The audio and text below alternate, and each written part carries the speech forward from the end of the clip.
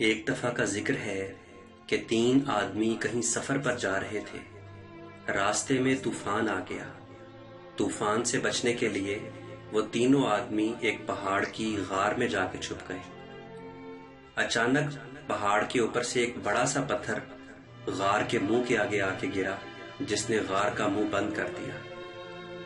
تینوں آدمی سوچنے لگے کہ اب تو ہمیں ہمارے نیک کام ہی بچا سکتے ہیں۔ چنانچہ تینوں نے اپنے اپنے نیک کاموں کا واسطہ اللہ تعالیٰ کو دیا۔ پہلا آدمی کہنے لگا کہ اے اللہ، میں نے مزدوری کے لیے کچھ مزدوروں کو کام پہ رکھا تھا۔ جب ان کی مزدوری دینے کا وقت آیا تو ان میں سے ایک مزدور اس وقت کہیں چلا گیا۔ میں نے اس کی مزدوری سنبھال کے رکھ لی۔ کچھ عرصہ گزر گیا اور وہ واپس نہ آیا۔ پھر میں نے اس کی مزدوری کے پیسوں سے ایک بکری خرید لی، جو کہ بڑھتے بڑھتے چند سالوں تک ایک گلے کی شکل اختیار کر گیا۔ کچھ سال کے بعد وہ آدمی واپس آیا اور اس نے مجھے کہا کہ میں وہی مزدور ہوں جو تمہارے پاس کام پہ آیا تھا۔ تمہارے پاس میری اجرت موجود ہے، وہ مجھے واپس دے دو۔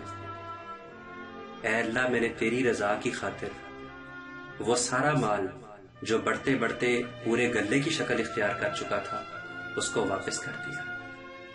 اے اللہ، اگر میں نے یہ کام تیرے لیے کیا تھا تو اس مصیبت کو، اس پتھر کو ہم سے ٹال دے۔ چنانچہ وہ پتھر تھوڑا سا ہٹ گیا۔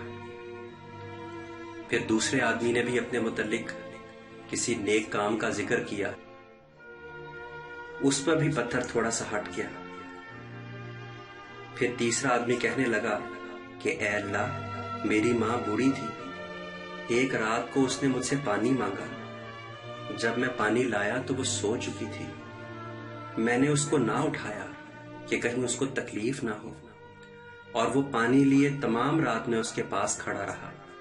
جب وہ صبح اٹھی تو میں نے وہ پانی اس کو دے دیا۔